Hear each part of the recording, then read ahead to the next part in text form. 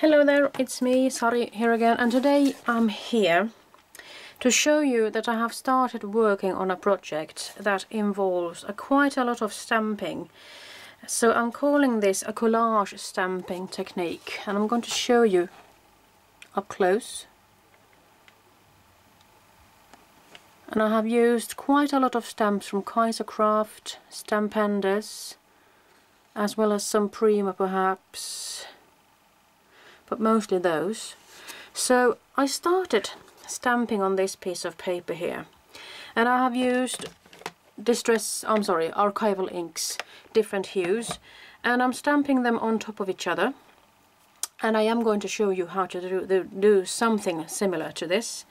And when I felt like I was happy with the background, I just felt like using a big girl like this one. And this is a stamp from Prima.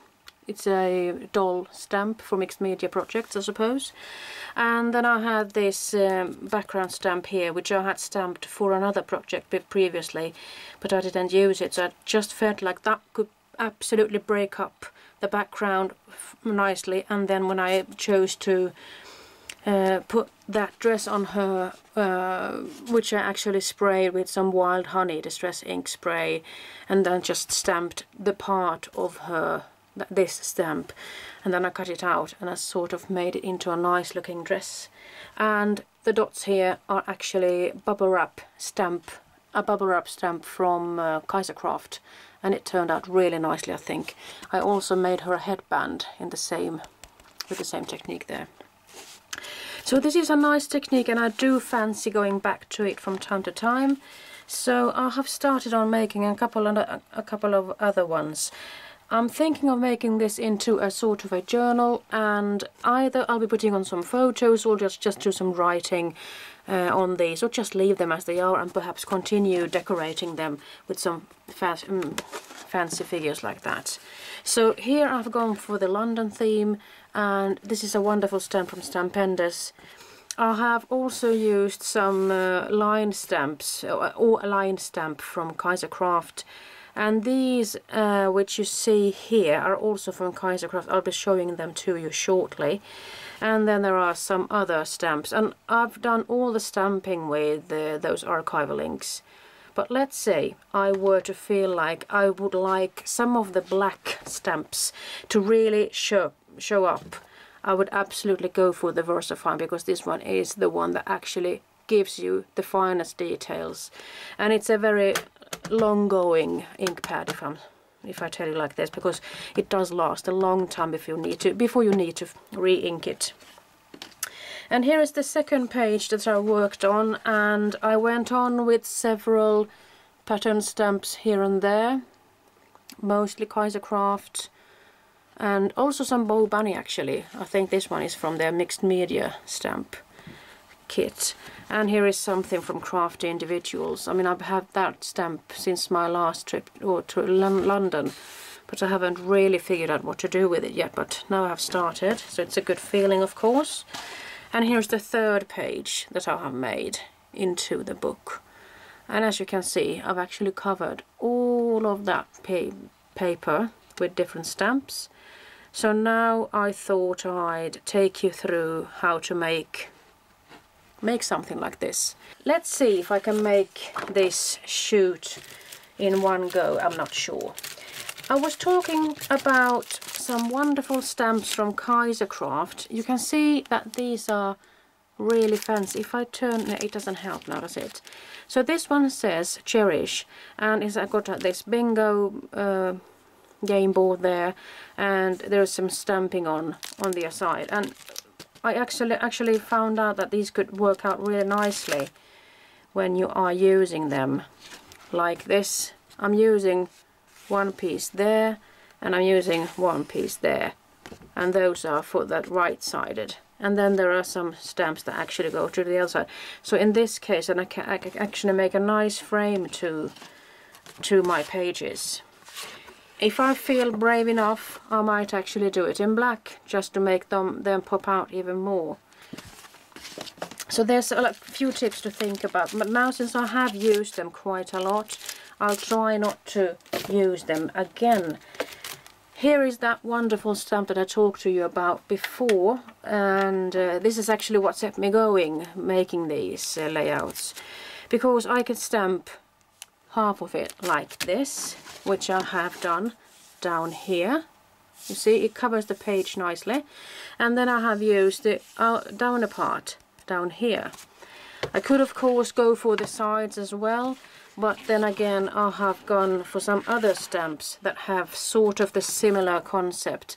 Here is something that I have used in black, and here is the other side.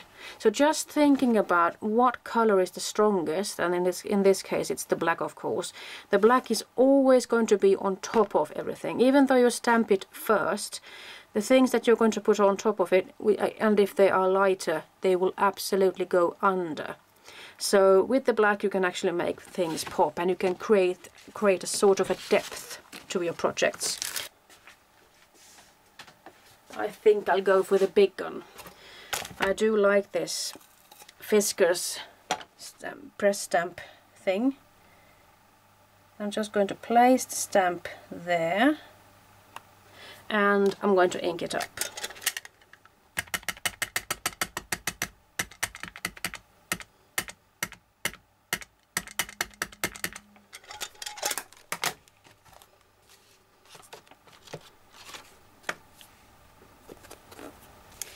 And with this one you're actually going to just press the stamp down to the surface. So I'm hoping I'll succeed with this one a little bit better. And I'm trying to keep that line there as a guide. And now I'm going to give it a press, and I'm actually going to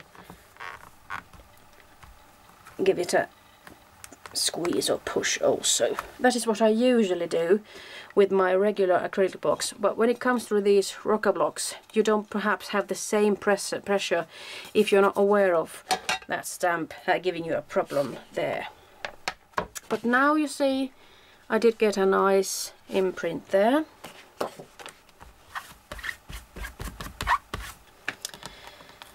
So let's do the opposite thing then. And in this case it's a good thing that I haven't cleaned up everything so nicely. So let's go for this one. Could actually use this one again, and since I know this is a corner stamp I might actually just, you know, I'm going to see where it is, so I'm not going to be that bothered about that. Ink it up.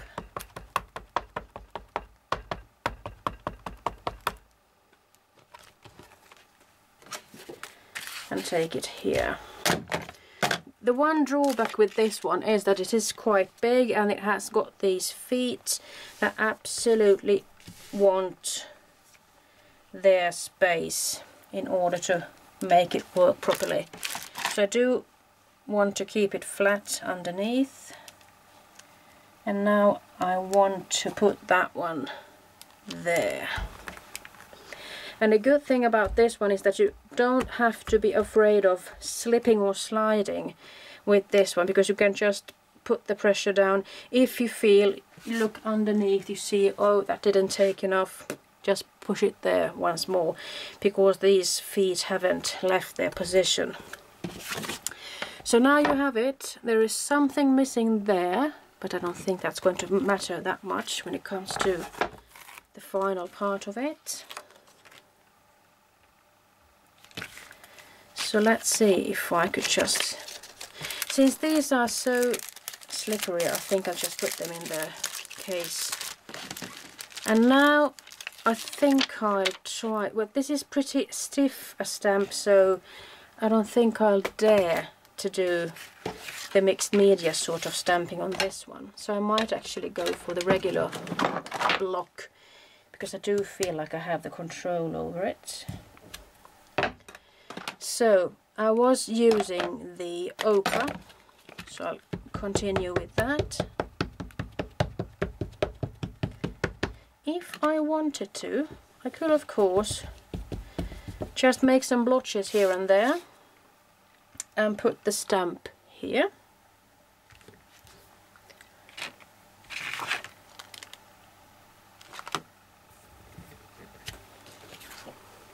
So now you see, it isn't as clear as the other one. I might do the same thing on this one, because this is just for the case of not making it so obvious that it is a square looking stamp from the beginning. I'm just going to put that one there and give it some pressure there, like so, and just wipe it quickly.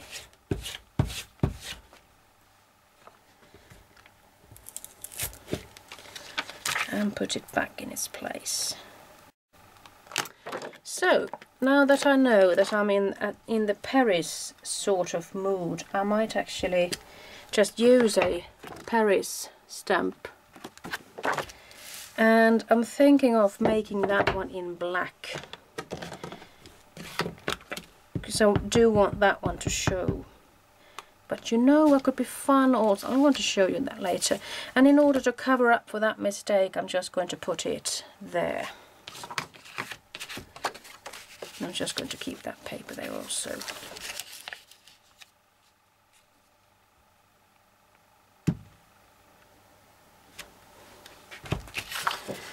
So now you have it like that. I was actually thinking of using that one there. It has to do with time, and I do think that the time spent in Paris must be fantastic, so why not use that? And I thought I'd try to get it centered there, and this time I'm going to go for coffee, because I don't want this one to compete with the black one, because then it would be really cloggy. So coffee is there. I need to place these in a pile.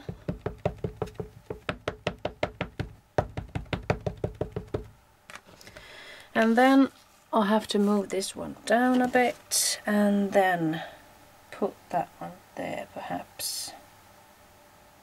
Let's use that line. And now I want to make sure that I get the ink all across. You see, what a wonderful stamp.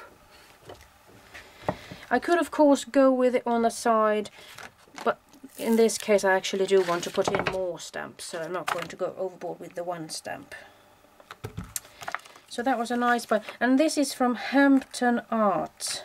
It's the company I actually sometimes do make stamps for Graphic 45 also. So this is a wonderful set, Hampton Art it's called.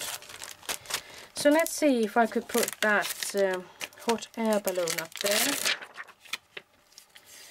And I do feel like I want to make that one pop a little bit. So I'll stamp that one with coffee as well.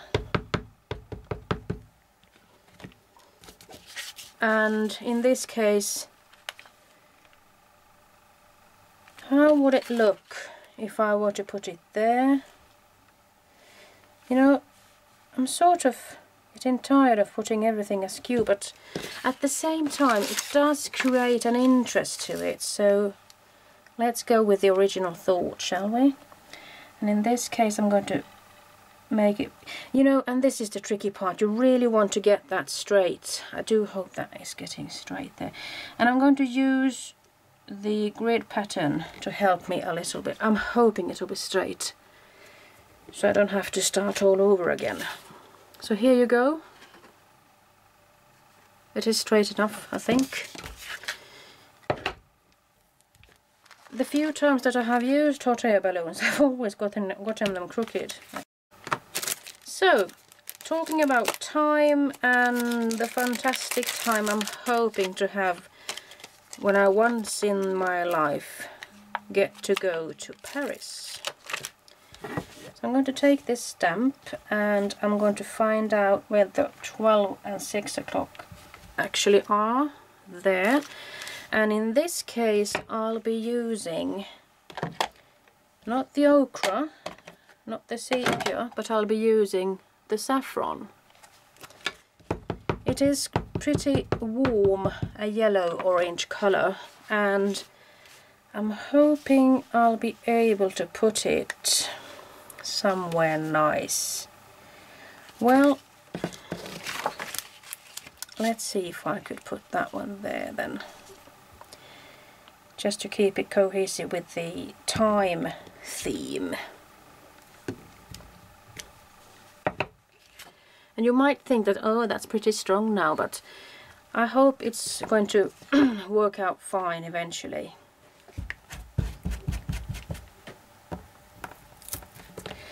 So I might go for another clock.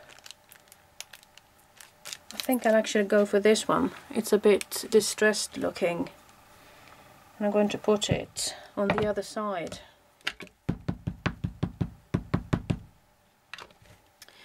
And it's a bit tricky now because I don't know how well these are going to be.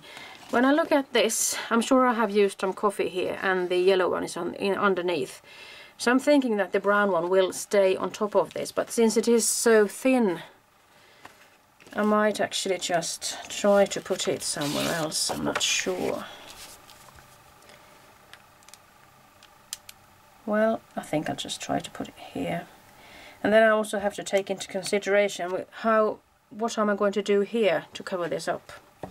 If I were to feel unpleased with this one, I could of course stamp it and cut it out and put something else on top. So I won't admit defeat as yet. Well, let's see if I could use that one.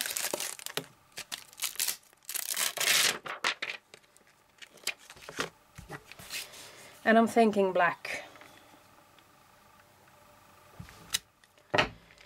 Because I do want that to pop out and give it some balance to that Eiffel Tower. So I'll be needing a few black things. So now I need to remind myself of putting it upside down. I haven't got anything to actually put that one there using the guideline there. You see, this is the reason why I tend to go for the VersaFine ink, because it is a bit wetter. I think that I have used that jet black archival ink quite a few times, so it was better before. So I should either go for a re-inker or just buy myself a new one. So now I'll try to get it in position. I'm not sure I'll succeed. Oh, that's pretty good. Actually, it isn't too shady. So that's one benefit of having a clear stamp.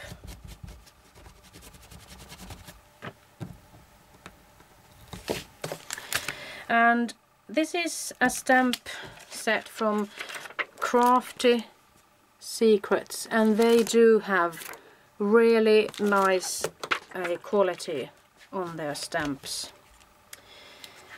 So let's see. Well, there is Paris written there.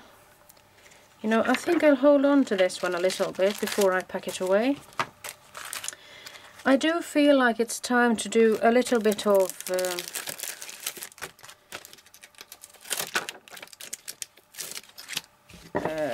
pattern stamping, so I'll go for the bow bunny one, and I'm thinking of putting it there, and in this case I'll go for the russet. A russet is a sort of rusty orange color, pretty nice looking. I think it's going to brighten this project up, I'm sure.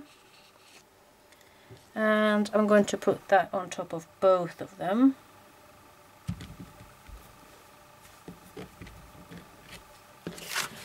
So there you have it now, and in order to get it balanced, I'm going to put it up here as well.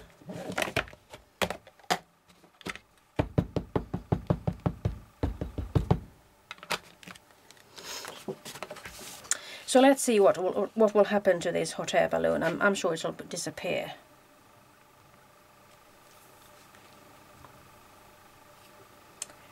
So let's see if I can put that there. I'll just have to hide it then somehow, or make it work in a different way later on. And I'm really partial to these, so I can't help myself. I have to go there. And this is funny because it goes like this, and then it leaves those.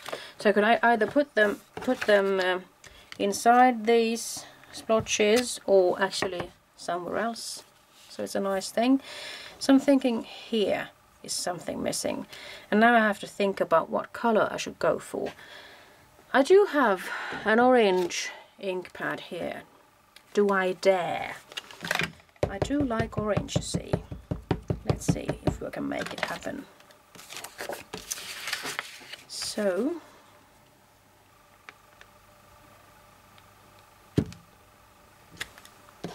ta-da! It is pretty orange, I must say. So, and I'm not going to use that one once more. You know, there's also a nice technique that if you feel like one color is too strong with the first print, well, do stamp it off on something else before and then take the second print. So you're getting a sort of a second generation print. I'm going to use the orange a couple of times more because I'm thinking of creating a triangle. Just going to put that one there.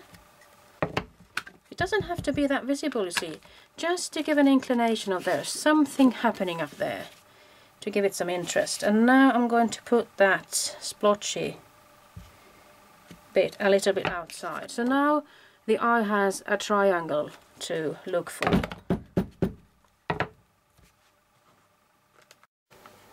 So let's see, I found a set of stamps with a postmark stamp, and in this case I'm thinking of using sepia. I haven't used sepia yet. It's important to get that mixture of colors going so you get a nice blend to things. And in this case I'm not even sure how the stamp looks, and in that case it's better to just put it there, you see. There it is. And I'm going to use it once more. And I'm actually going to go for it on the opposite side, but a little bit lower, come to think of it. Like so. So that will actually create an interesting pattern going inwards a little bit. And you see, even though I have stamped with orange here, the black is still penetrating through all of those layers. Here is something that I bought in the early days of my stamping. This is a stamp set from Hero Arts about traveling. You know, this is a really wonderful stamp, I must say. This has to be used.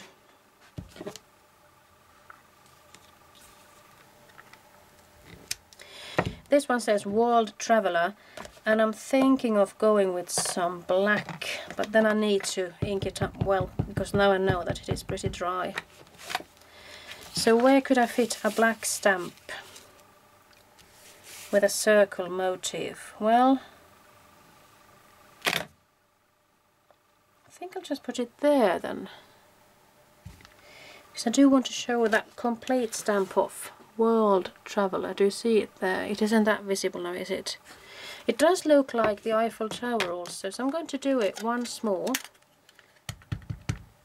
but with the VersaFine, just to see how big a difference there is.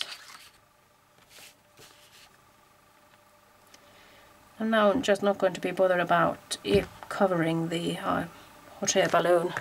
It'll just have to do as a pattern. So there you see how nicely that inks up. I was actually thinking of using this small tag here. And now I have to think about what color to do it in and where to place it. I could go for coffee, or I could actually go for this. I'm going for sepia now, and I'm going to put it bit like that. There's a bit of a ticket there.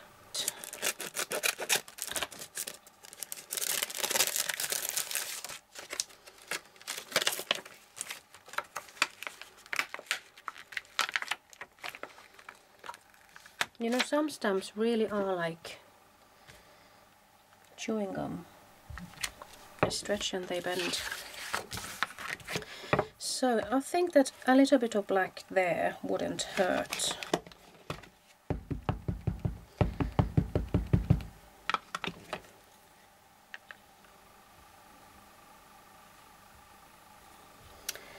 I think I'll just... there.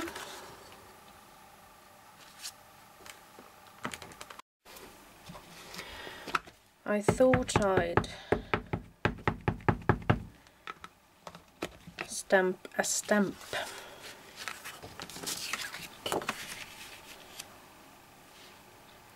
There.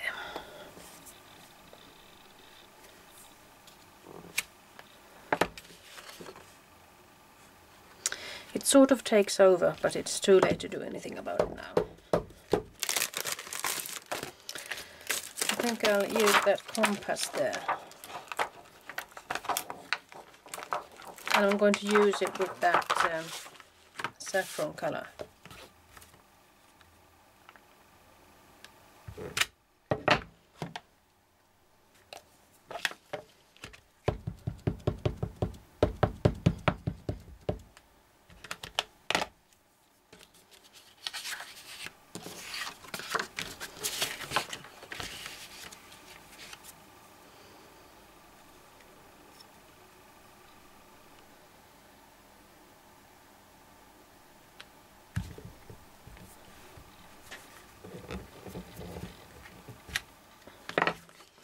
In that case I can tie it up with that one because it has disappeared from here.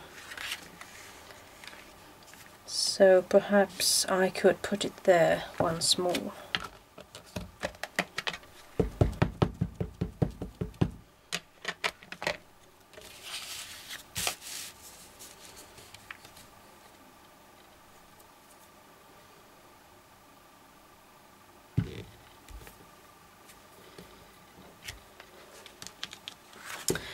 And now it seems that I have covered all the edges, so all I'm left with is to go over the edges with an ink pad like this.